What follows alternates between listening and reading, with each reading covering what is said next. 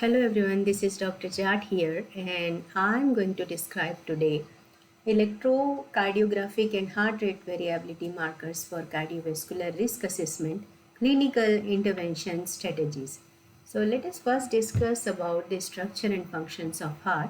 So the heart is actually two separate pumps, a right heart that pumps blood through the lungs and a left heart that pumps blood through the peripheral organ. In turn, each of these heart is a pulsatile two-chamber pump composed of an atrium and a ventricle. So what is the function of right atrium, right ventricle, and left atrium and left ventricle? So we need to discuss here right atrium. See, right atrium receives deoxygenated blood from the body via superior vena cava from upper body and inferior vena cava from the lower body and trunk region.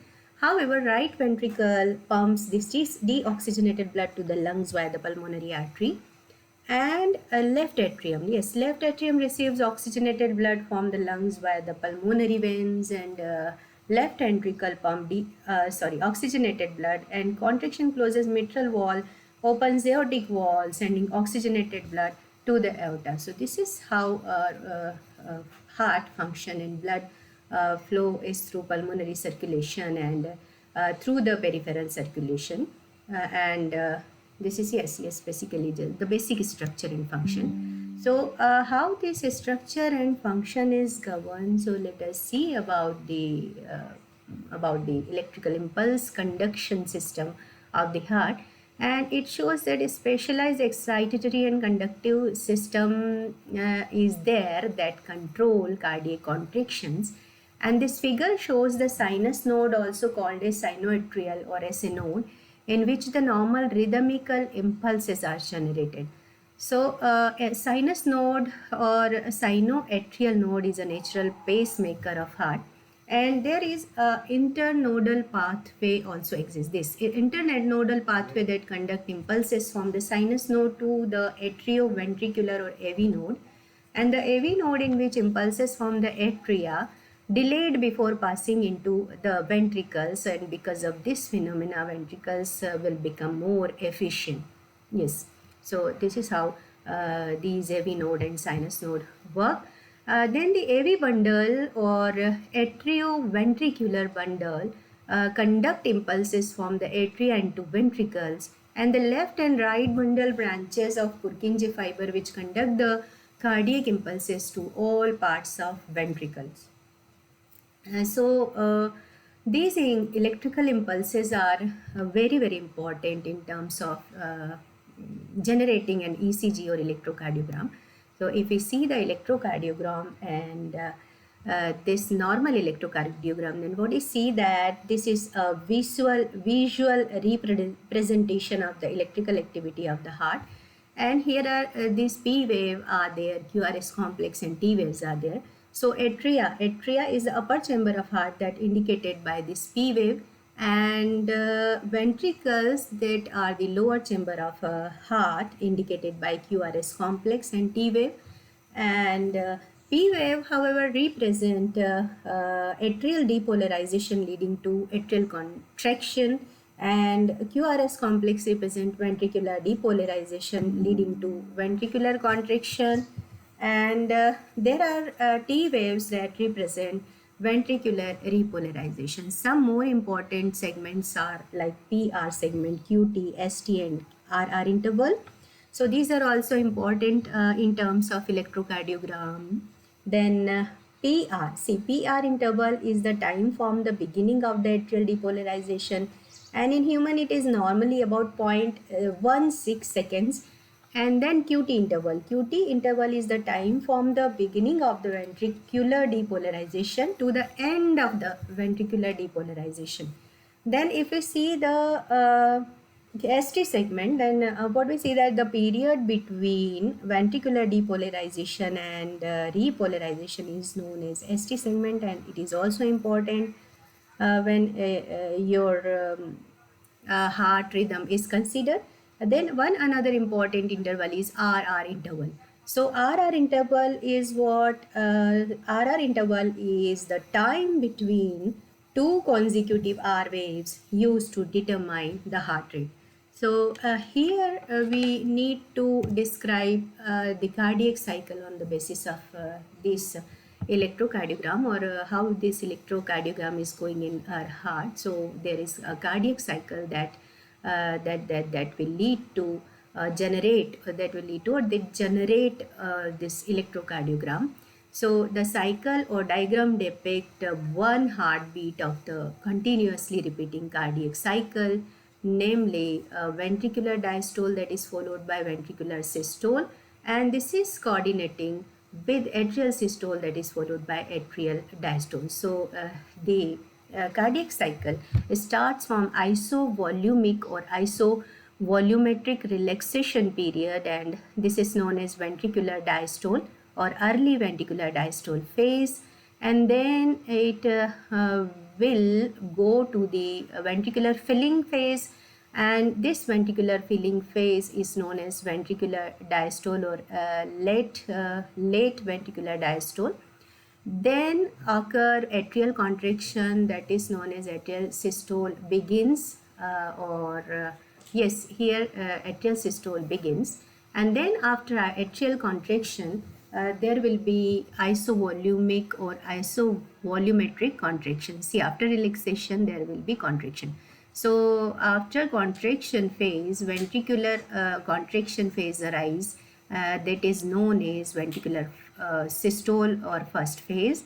Then arise ventricular ejection, and this is known as ventricular systole second phase, and then again it will go into isovolumic relaxation phase, and this isovolumic relaxation phase again to the ventricular filling phase, and this is how the cardiac cycle is going on, and that will be read on this electrocardiogram, and this is one heartbeat is equal to 1 PQRST wave in the electrocardiogram. Now, how this left ventricular function will be seen in the events of cardiac cycle. So we can say that here this we suggest the events of we illustrate the event of cardiac cycle of left ventricular function, and the diagram shows synchronized changes in various physiological parameters during a single cardiac cycle. So here are some things are there, like left ventricular pressure, left atrial pressure, these are important, and ventricular volume. So atrial pressure shows pressure changes within the left atrium during systole and diastole, and left ventricular pressure illustrate the pressure changes within the left ventricle during different phases of the cardiac cycle, such as isovolumic contraction, ejection, and isovolumic relaxation is shown here. And then ventricular volume is it shows the changes in the volume of blood within the left ventricle throughout the cycle, and these all phases are represented on electrocardiogram in the form of PQRST waves and intervals. So ECG correlate the electrical activity of hearts, P wave, QRS complex, and T wave with the mechanical event of the cardiac cycle. So how this cardiac cycle is going on in cardiac cells or cardiac muscle cells, then we can see that this is the events or phenomena that are the recording of depolarization and repolarization waveform, a cardiac muscle fiber providing a visual representation of electrical activity during these phases. So A and B suggest depolarization wave, and C and D are the repolarization wave. So here A and B are spread of electrical excitation along the muscle fiber membrane, and in the diagram A, outside is positively charged as the depolarization waves propagates, that is indicated by arrows in B. The outside fiber become negatively charged and there is a change in potential. Then this is known as depolarization waves. And in the diagram C and D denote a repolarization wave. So it represents the return of muscle fiber to its resting state after depolarization. And the diagram C, this illustrate halfway through repolarization with positively returning to the outside fiber that become fully positive again, and this is repolarization wave completing the cycles of electrical activity. So that is depolarization and repolarization is going on in again and again in your cardiac muscles, and that's why these cycle and ECG are seen in the electrocardiogram. Another one is if we look at the disorders of cardiac repolarization, then what we see that the long TQT syndrome are arise due to repolarization, and recall that the Q wave correspond to ventricular depolarization while the T wave correspond to ventricular repolarization events. So the QT interval is the time from the Q point to the end of the T wave, and disorders that delay repolarization of ventricular muscle following the action potential cause prolonged ventricular action potential, and therefore excessively long QT interval on the electrocardiogram arise, and this condition is called as long QT syndrome, LQTS. The major reason that the long QT syndrome is of concern is that delayed repolarization of ventricular muscle increases a person's susceptibility to develop ventricular arrhythmia called Torsades de Pointes, which literally means twisting of the points. And the shape of the QRS complex may change over time with the onset of arrhythmia, usually following a premature beat, a pause, and then another beat with a long QT interval, which may trigger arrhythmias, tachycardias, and in some instances, ventricular fibrillation. So disorders of cardiac repolarization that lead to LQTS may be inherited or acquired, and the congenital forms of LQTS are rare disorder caused by mutation of sodium or potassium channel genes. At least 10 different mutations of these genes that can cause variable degrees of QT prolongation have been identified, and more common are the acquired forms of LQTS that are associated with plasma electrolyte disturbances such as hypomagnesemia, hypokalemia or hypocalcemia, or with administration of excess amounts of antiarrhythmic drugs such as quinidine, or some antibiotics such as fluoroquinolones or erythromycin that prolong the QT interval. Although some people with LQTS show no more major symptoms other than the prolonged QT interval, others exhibit fainting and ventricular arrhythmias that may be precipitated by physical exercises and intense emotions such as fright or anger, or when started by a noise. The ventricular arrhythmias associated with LQTS can in some cases deteriorate into ventricular fibrillation and sudden death, and treatment of LQTS may include magnesium sulfate for acute LQTS, and for long-term LQTS, antiarrhythmia medications such as beta adrenergic blockers or surgical implantation of a cardiac fibrillator are used. That is the concern of your clinician. And now, what are the factors basically that causes cardiovascular diseases? So here, smoking is a direct cause of various cardiovascular disease including heart attack, stroke, and atherosclerosis. It damages blood vessel by promoting plaque buildup, raising blood pressure, and negatively impacting cholesterol level. Another one is advanced age, and aging is a significant risk factor for cardiovascular illness due to age-related changes in the heart and blood vessel, such as increased arterial stiffness, altered heart function, and diminished baroreceptor sensitivity may be the reason. And another one is hypertension. So hypertension significantly elevate risk of cardiovascular illness by continuously damaging the heart and blood vessel. And another important factor is LDL or low density lipids, or bad cholesterol, we can say. It increases the risk of CVD by forming plaques in the arteries, which narrow them and restrict blood flow, potentially leading to heart attack or stroke. But HDL, or high density lipoprotein, or a good cholesterol, is protective, carries excess cholesterol from blood back to the liver for elimination. Another important a factor for generating cardiovascular diseases risk is diabetes. Diabetes significantly increases risk of CVD and such as heart attacks, strokes, etc. as high blood sugar can damage blood vessel and nerves over time.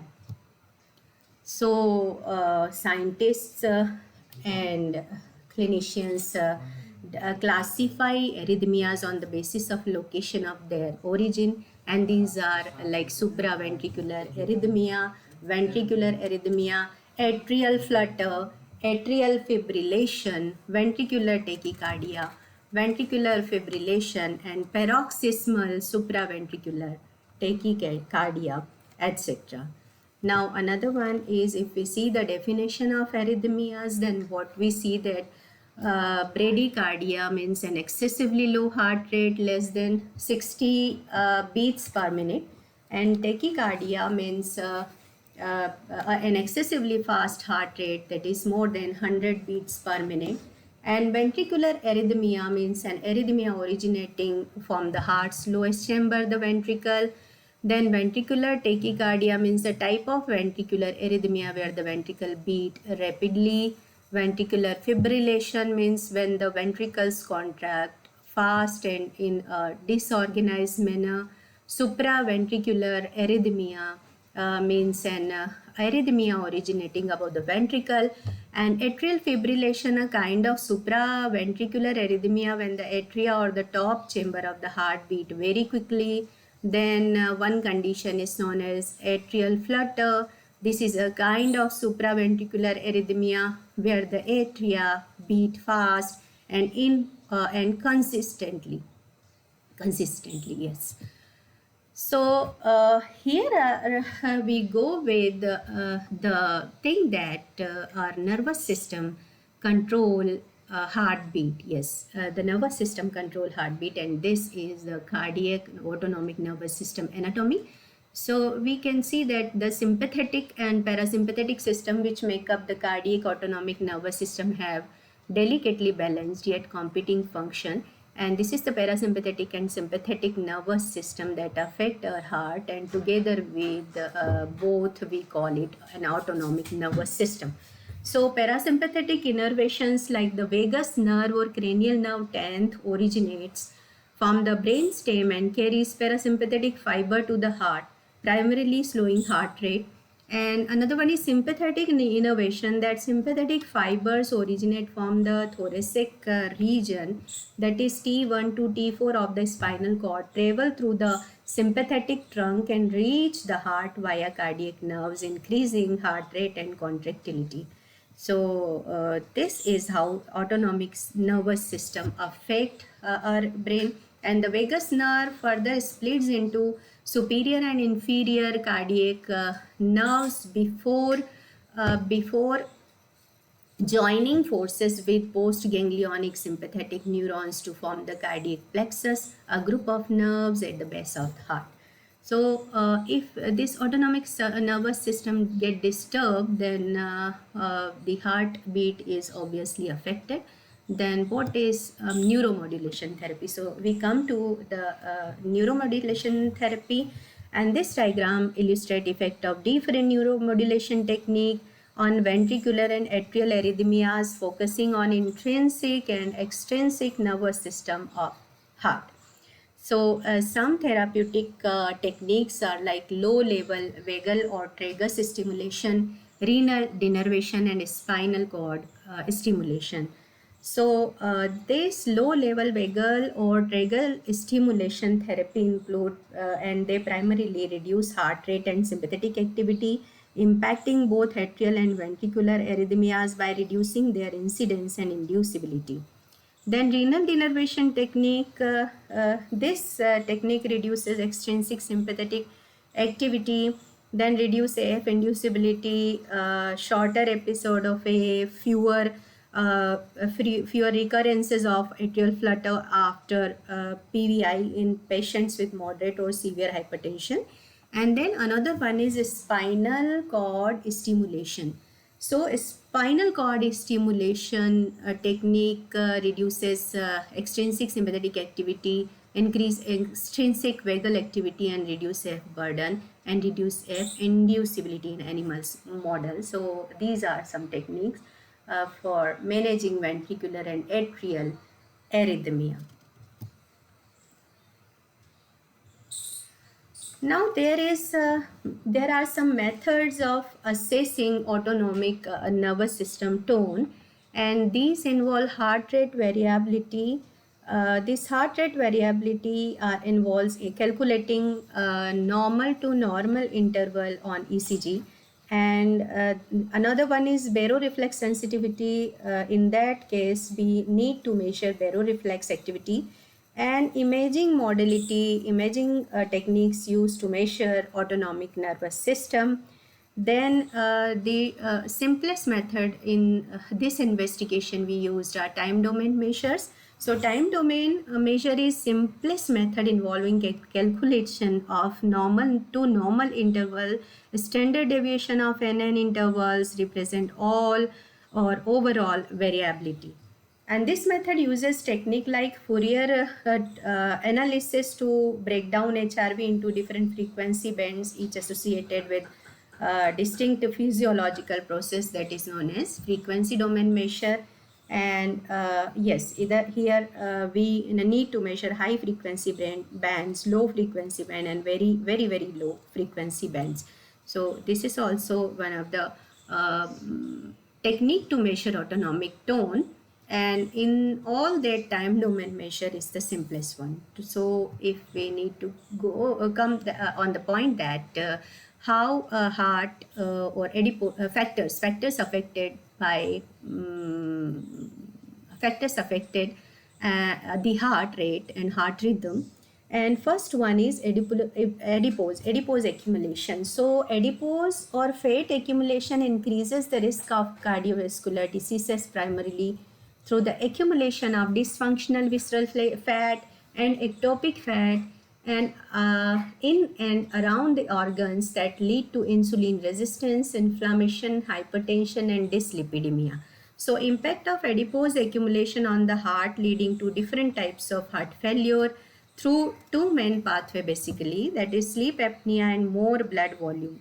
So sleep apnea pathway increase pressure on pulmonary artery, increase tension on pulmonary vein, and expansion of right ventricle is there. And another pathway is more blood volume, and this more blood volume pathway what it causes, actually adipose accumulation can also lead to increased blood volume that result in increased left ventricular or LV stroke volume, extension of ventricular wall, and increased stress on heart.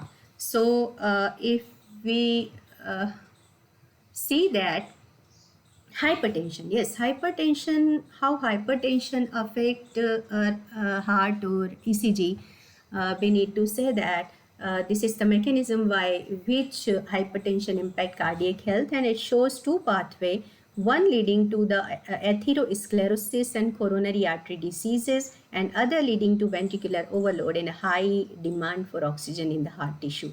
So hypertension can damage the endothelial lining of the artery, and this damage can lead to atherosclerosis and thickening of coronary artery basically. Hypertension also causes ventricular overload that increases heart's oxygen demand, and increased oxygen demand in the myocardial tissue can lead to a higher risk of infarction. Another mechanism is cigarette smoking. Yes, smoking leads to decrease in oxygen supply, and smoking causes cardiac vasoconstriction and sympathetic activation, which in turn increase oxygen demand, blood pressure, and heart rate.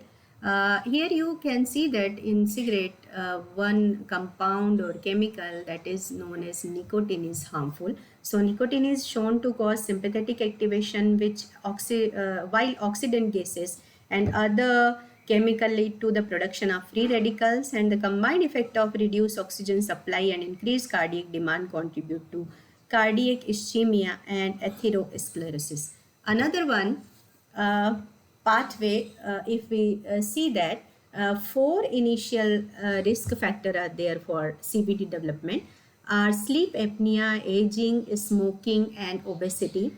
And these factors can lead to diabetes mellitus or some insulin resistance. So diabetes or insulin resistance can in turn lead to four other conditions like dyslipidemia, hypertension, inflammation, and hypercoagulation.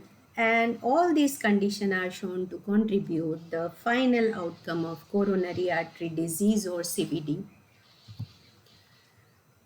So if we see the factor responsible for cardiovascular disease again, then these are age, adipose accumulation, age causes atherosclerosis and vascular aging and functional changes in the heart.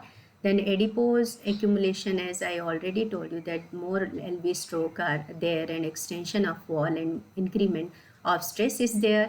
Smoking and tobacco exert a bad effect on heart like nicotine, carbon monoxide and free radical gases. Then it will lead to cardiac ischemia and atherosclerosis. Then stress and anxiety. Yes, stress and anxiety is one of the major cause and prominent cause of generating arrhythmic condition in heart. It affects autonomic nervous system. It increases heart rate, blood pressure, vasoconstriction is there, and coronary tension is also there.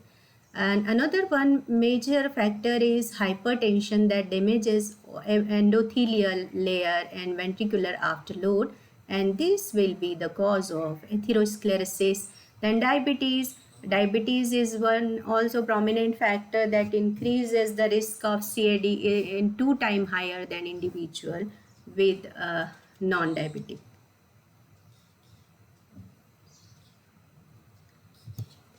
So now we need to come to the investigation, that what we did in this investigation. This is a pretty small application that have been used with the help of some hospital right there in the Sagar, situated at in the city area, and these are Sri Chaitanya Hospital and Sanjeevani Diabetes and Heart Care, etc. So we need to introduce about some cardiac problem that are existed in MP or Sagar district basically. So we need to introduce first that according to WHO or World Health Organization, the primary cause of death worldwide is cardiovascular illness or CVD.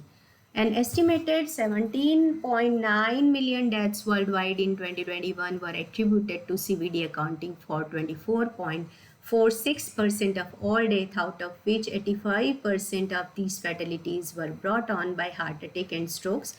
And heart rate is a measure of cardiovascular health, and a higher heart rate is associated with a higher risk of cardiovascular illness. It also affects blood pressure, and elevated HR frequently result in elevated blood pressure.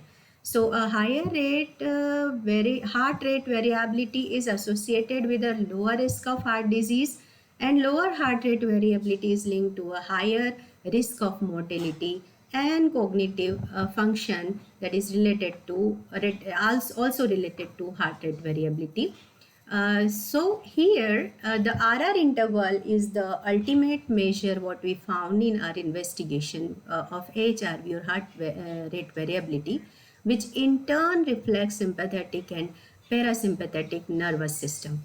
So two crucial measures, the SDNN or standard deviation of normal to normal interval, and RMSD root mean square of standard deviation are used here, and these are also some variables of time domain measure of heart rate variability analysis. And now we come to the objective of the study. So objective have been conducting a survey-vetted epidemiological study of cardiovascular diseases Another one is assessing risk factor associated with cardiovascular disease, specifically within the Sagar district. And another one is investigating the correlation between various factors and the increased risk of cardiovascular diseases. Then analyzing and comparing alterations in heart rate variability among individuals and its impact on the autonomic nervous system. So the time domain measure, as I told you earlier, that we used in this study, and this time domain measure is the simplest and most used method for evaluating heart rate variability, and are those that rely on computing frequencies within a time succession in RR intervals. See here, RR interval in the context of heart refer to the time interval between successive heartbeat, specifically the time duration between each R wave peak in an ECG. And these intervals are crucial for assessing heart rate variability, which serves as a powerful biomarker that can aid in improving training and recovery, enhancing fitness level, addressing chronic disease, managing stress, and more. So the connection between heart rate variability and the autonomic nervous system is significant, as it reflects changes in various bodily processes controlled by this system, such as digestion, respiration, metabolism, and more.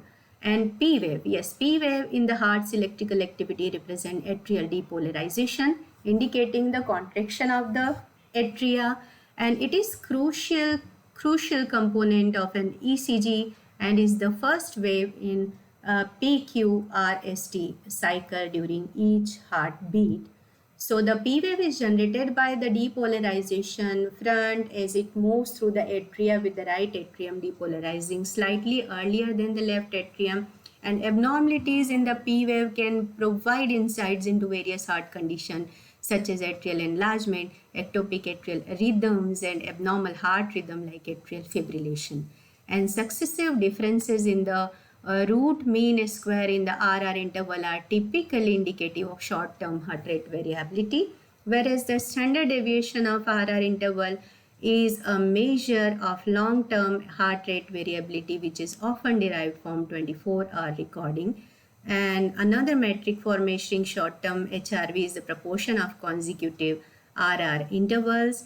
And notably, while autonomic function maintenance is linked to healthy longevity, heart rate variability measurement like the standard deviation of RR interval, the root mean square of consecutive differences of RR interval, and the proportion of consecutive RR interval differentiated by more than 50 second thereafter decline with the age. So this technique have been used in this analysis, and if we come to material and methodology, then what we see that patients who diagnosed with some cardiovascular problem, their past history, and the possible risk factor governing the disease, which was examined using 12-lead electrocardiogram by my students. And a 12-lead electrocardiogram used 10 electrodes or leads to record the heart's electrical activity from 12 different angles. In this investigation, Dr. Cardio's 12-channel ECG machine was used for obtaining heart profile and ECG report, and it is a portable machine, ECG machine, that is manufactured by Kevitool Technology Private Limited, by which the data can be analyzed using a smartphone with a simple application. And this apparatus is available on the Play Store, and feature is available on the Play Store, and displays real-time ECG waveforms. So here the 12 leads are divided into two categories. One is precordial leads and another one is limb lead. Precordial leads consist of some 6 leads, and limb lead are again grouped under standard bipolar leads and augmented unipolar limb leads like VL, VR, and VF. So limb leads work is to record heart's electrical activity in the vertical plane, whereas the precordial leads record it in a horizontal plane. So a graphical recording will be imprinted on electrocardiographic paper, and the accuracy of a 12-lead ECG is more as compared to electronic wristwatches that are designed to monitor heart rhythm and heart rate. That's why you go to your doctor rather than believing on gadgets in measuring ECG. And the 12 lead ECG require equipment such as electrodes, skin preparation, clippers, antiperspirants, conductive gel, electrocardiography machine, and ECG paper. So here are the calculations how we did this. So ECG analysis: in the ECG room, 50 individuals one by one are asked to lie down, and then ECG leads are placed over the chest and on the limbs, and the portable ECG can extract the electrocardiograph and can be visualized. In the application of the particular machine, and various parameters and variable can be obtained manually, such as heart rate and RR interval, ECG interval, SDNN, and RMSST. And these are the chemical formula for that. SDNN measure RR interval, and NN interval also, and RMSST is for these interval basically. So these are some calculation used in this investigation. So this image displays complete ECG recording setup, including the ECG machine itself. And this was conducted having some patient having some heart related problem, along with the individual showing no symptom of cardiovascular as a reference. So the individual in the investigation were carefully diagnosed by well-trained and certified doctors, and then a systematic heart rate was studied with patients and doctors' consent. And see here, the ECG examined using 12 lead electrocardiogram that uses 10 electrodes or lead to record heart electrical activity from 12 different angles that I already told you. Purpose of an ECG is to measure the electrical activity of heart, to assess its rhythm and identify potential irregularities or heart related conditions. So this ECG lead showcases the different types of leads used for recording, specifically precordial and limb leads.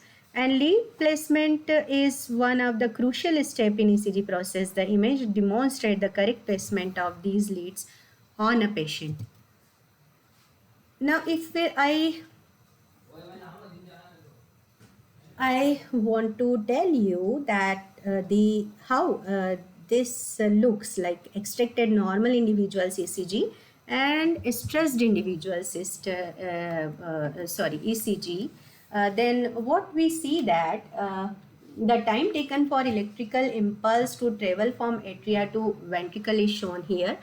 And in a stressed individual, due to increased sympathetic nervous system activity, the impulse conduction through the AV node might be slightly faster and potentially leading to a shorter PR interval compared to a normal individual.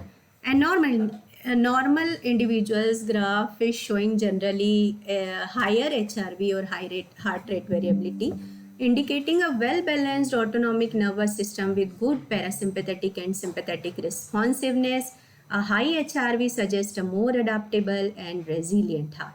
However, a stressed individual typically show decreased heart rate variability during stress and during stress condition. During stress condition, the sympathetic nervous system become dominant and leading to more rigid, less variable heart rate, and a consistently low heart rate variability can be an indicator of chronic stress and potentially lower cardiovascular health and resilience.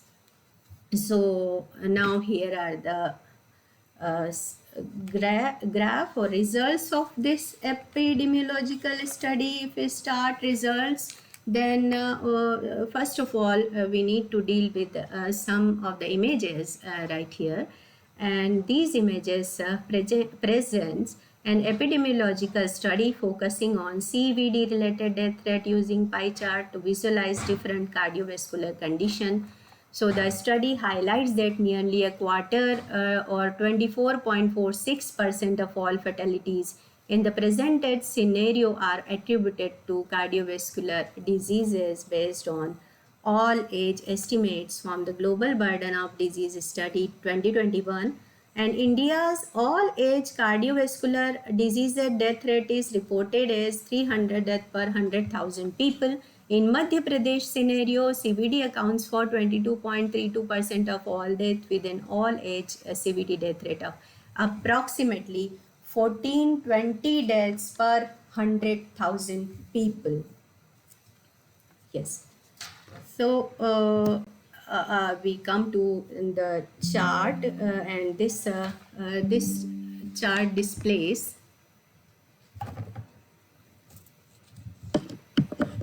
yes, this chart represent the table and graph presenting data related to heart rate, RR interval, and the cardiovascular or CVD risk factor.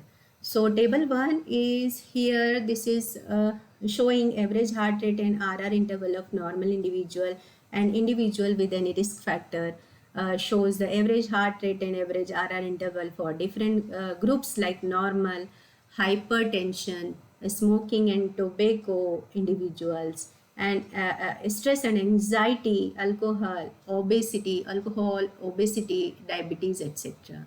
And we found certain changes in that. One, the first graph located at the bottom shows men mean RR and women mean RR across different age group like 21 to 31, 31 to 40, 41 to 50, and 51 to 60, 61 to 70. And the higher RR interval in women can signal age-related changes in the heart's electrical system, potentially reflecting a slower heart rate or known as bradycardia. And second graph located in the bottom right is a bar chart entitled Mean Heart Rate of Individual with Risk Factor compared to Normal Individual. And this is, it visually represents the mean heart rate for the same risk factor as given in the table. So another one, the chart or table, this clearly shows that the people with stress and anxiety have most disrupted or abnormal interval, but the heart rates and interval alone cannot determine the effect of stress and anxiety on heart, and more precise estimation of effect can be determined by HRV analysis. So here are some provided by some segment like PR, QRS, QT, and QTC, and their associated factors. So if we see the PR interval, then what we see that the PR interval represent atrial depolarization and AV nodal condition, shows significant prolongation in individual with hypertension, smoking and tobacco use, alcohol consumption, obesity and diabetes compared to normal individual. And stress and anxiety also show a notably longer PR interval, although the statistical significance is not indicated in the same way as the other factor. And another one is QRS complex determination or QRS interval. So this QRS interval reflecting ventricular depolarization is significantly prolonged in hypertension, smoking and tobacco use, and alcohol consumption compared to normal individuals. Another one is QT interval, and the QT interval represent ventricular depolarization and repolarization that is significantly affected by hypertension, alcohol consumption, obesity and diabetes, showing prolonged interval. Interestingly, smoking and tobacco use and stress and anxiety show shorter QT interval compared to normal, though the significance level for stress and anxiety is not marked in this table. And last one is QTC interval. So the heart rate corrected QTC interval is a crucial indicator of ventricular repolarization events, and this is significantly prolonged in all studied factors like hypertension, smoking and tobacco, stress, anxiety, alcohol, obesity and diabetes, etc. Now we come to another chart what we have derived during this investigation, and we see that the image represent data and a bar graph comparing heart rate variability scores, specifically standard deviation of normal to normal interval and a root mean square of SD standard deviation values between men and women across different age groups. And accompanying text highlights that men generally have better HRV or higher rate variability score than women across all age group, and that HRV score tend to decrease with age. So the table provides numerical data for mean RR, SDNN and RMSSD for both men and women across age ranges, and these age ranges are 21 to 31, 31 to 40, 41 to 50, 51 to 60, 61 to 70 and 71 greater than 70. So here standard deviation of NN interval, and this metric represents the overall variability of heart rate and is a good indicator of overall autonomic nervous system activity. And root mean square of successive difference, this metric primarily reflect the vaguely mediated or parasympathetic activity of autonomic nervous system, which is associated with relaxation and recovery basically. Now the one, if we see that this table suggests the analysis of heart rate variability in individual with or without risk factor for cardiovascular diseases. And here the HRV analysis examine HRV parameter like heart rate maximum or minimum, SDNN and RMSSD in normal individual and those with the risk factor like hypertension, smoking, tobacco use, smoking or tobacco use, stress and anxiety, alcohol consumption, obesity and diabetes. And significant factor were hypertension, stress, anxiety and alcohol addiction that showed statistically significant differences in HRV parameter compared to normal individuals. So here stress and anxiety, if we see that the chart for stress and anxiety, then what we see that the document highlight that stress and anxiety are risk factor better understood through heart rate variability analysis than general ECG segmental analysis. And that is our overall investigation, what is and this all about. So we can say that heart rate and heart rate variability are the key indicators of cardiovascular diseases and functioning of autonomic nervous system. And it is already known that different factors such as age, gender, hypertension and other directly or indirectly regulate the heart rate, and also irregular heartbeat may correspond to the future complexity of heart function. And heart rate variability provides more in-depth knowledge about the functioning of the heart, and as from the result obtained, it can be related that heart rate and its relation with various factors may seem normal, but a keen analysis of the heart rate variability and its variable reveals that even a normal heart rate may have an irregular or abnormal HRV corresponding to CVD risk. And a higher HRV generally indicate better autonomic flexibility and cardiovascular health, while a lower HRV is associated with increased risk for various cardiovascular conditions, thus identifying different factors that may influence heart rate and heart rate variability in different individuals become important for public health and may reduce the risk of CVD and death associated with it. So we can conclude that cardiovascular diseases are among the most considerable causes of mortality at the current time and are known as crucial matter of concern all over the world. It encompasses a range of heart and blood vessel disorders including coronary artery disease, heart failure, arrhythmias and stroke, etc. And early diagnosis of cardiovascular disease is crucial for effective management and prevention of complication. However, diagnostic evaluation should include a history and physical examination which identifies symptoms and risk factor, and an electrocardiogram which detects electrical activity of the heart. So this epidemiological study give a keen knowledge about future risk and damage. The assessment of heart rate variability analysis and ECG interpretation provide us with factor like RR interval, average heart rate, QTC, SDNN, RMSSD, amplitude and duration of segment like PQ, QT and ST and many more. So these factors provide a wide variety of information about the heart, and the autonomic nervous system, which directly refers to the brain. Hence, it can be said that these factors together conclude in providing information about the heart and the brain. Public health implications and future directions are like the findings from this study have important implications for public health and individual care. And the identification of key factors that influence HRV provide invaluable insights into the mechanism underlying cardiovascular risk and highlights the need for targeted intervention.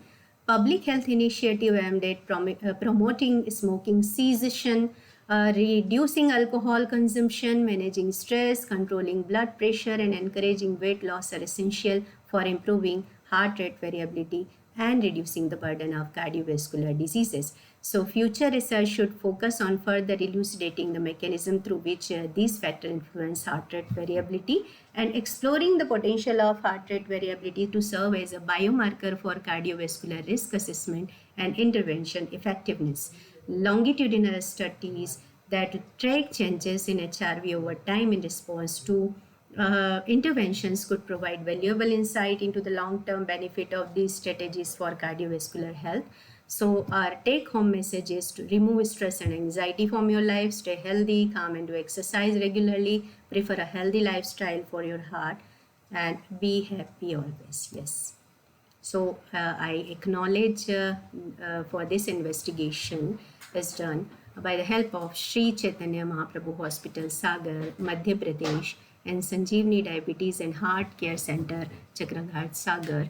My special thanks to them. And some references I included in this lecture. Thank you very much.